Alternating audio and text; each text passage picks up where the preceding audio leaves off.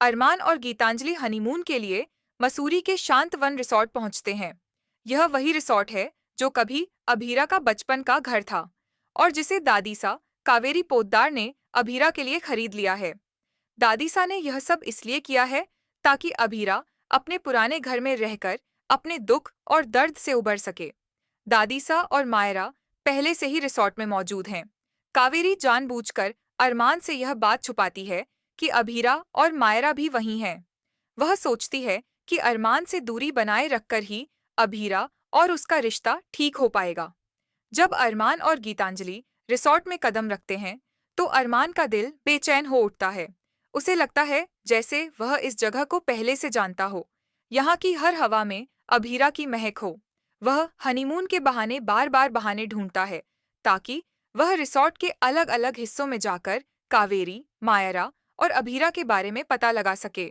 गीतांजलि को अरमान का यह व्यवहार अजीब लगता है, लेकिन वह इसे हनीमून की एक्साइटमेंट समझकर अनदेखा कर देती है। वह अरमान के साथ रोमांटिक पल बिताने की कोशिश करती है, लेकिन अरमान का मन कहीं और ही है। भाग 2। दिल की उलझन और भावनाओं का टकराव। एक शाम जब अरमान बालकनी में खड़ा था, अचानक उसकी नज़र लॉबी में अभीरा पर पड़ती है। अभीरा किसी से बात कर रही थी और उसके चेहरे पर मुस्कान थी। अरमान उसे देखकर अपनी जगह पर ही जम जाता है। उसकी सांसें थम जाती हैं और दिल में एक अजीब सी हलचल होती है। वह सोचता है कि उसने अभीरा को कितनी मुश्किलों से भुलाया था, लेकिन उसे सामने देखकर सारे घाव फिर से ताज़ा हो जाते हैं।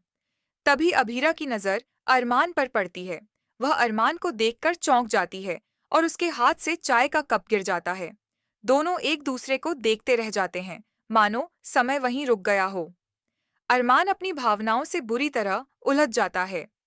एक तरफ उसकी पत्नी गीतांजलि है, जिसके साथ वह हनीमून पर आया है, और दूसरी तरफ अभीरा है, जिसे वह चाहकर भी भूल नहीं पा रहा। अरमान की आंखों में अभीरा के लिए दर्द और प्यार साफ दिखता है। वहीं गीतांजलि अपनी शादी और हनीमून को लेकर अरमान पर लगातार दबाव बनाती रहती है। वह चाहती है कि अरमान पूरी तरह से उसका हो जाए, लेकिन उसे अरमान की आंखों में अभीरा के लिए छिपी भावनाओं का अंदाजा नहीं है। भाग 3। प्रकृति का कहर और रिश्तों की परीक्षा। अचानक मसूरी में मौसम बिगड़ जाता है। तेज हवाएं चलने लगती हैं और बिजली कड़कने लगती है। मौसम विभाग ने लैंडस्लाइड की चेतावनी जारी कर दी है। तूफान के कारण रिसॉर्ट में बिजली चली जाती है और सभी को डर लगने लगता है। इस प्राकृतिक आपदा से बचने के लिए सभी मेहमानों और स्टाफ को मिलकर काम करना पड़ता है। इसी दौरान अरमान और अभीरा को फिर से एक साथ काम करने का मौका मिलता है। वे रेत की बोरियां भरते हैं, खिड़कियां बंद करते हैं और बाकी लोगों की मदद करते हैं। इस मुश्किल घड़ी में उनके पुराने जख्म फिर से खुल जाते हैं। अभीरा अपनी भावनाओं को अरमान से दूर रखने की कोशिश करती है, लेकिन उसकी आंखों में दर्द साफ दिखता है। वह अरमान से कहती है, आप यहाँ क्यों आए? आपको यहाँ नहीं आना चाहिए था। अरमान जवाब देता है, मैं तुम्हारे लिए नहीं आया अभीरा, लेकिन ये मुझे बार बार तुम्हारे पास खींच लाता है।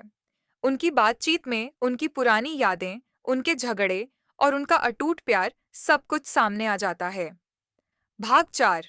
नया मोड़ और भावनात्मक संघर्ष। इसी बीच कहानी में एक बड़ा ट्विस्ट आता है।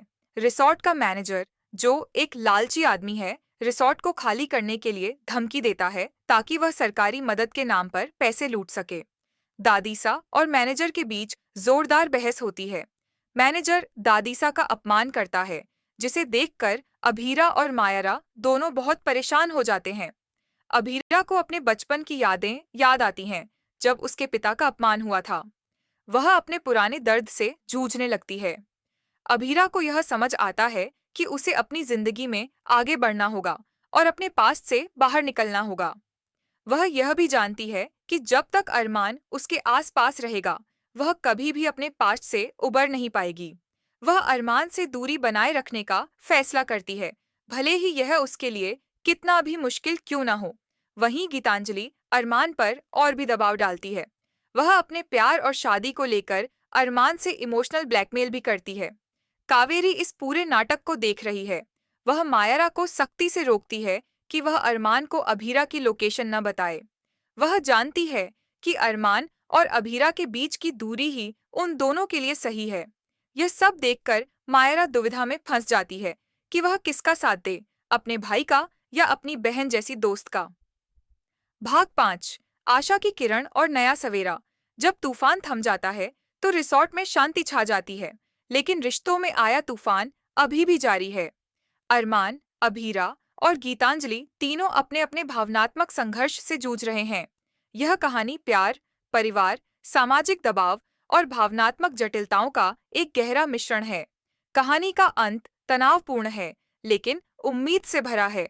तूफान ने भले ही बाहरी दुनिया को प्रभावित किया हो, लेकिन इसने इन रिश्तों को और भी मजबूत बना दिया है। यह कहानी हमें सिखाती है कि प्यार और परिवार की ताकत किसी भी बाधा को पार कर सकती है। क्या अरमान और अभीरा फिर से एक हो पाएंगे? क्या गीतांजलि अपने प्यार के लिए लड़ेगी? और क्या अभीरा अपने पास्ट से बाहर निकल पाएगी? यह सब समय के साथ ही पता चलेगा।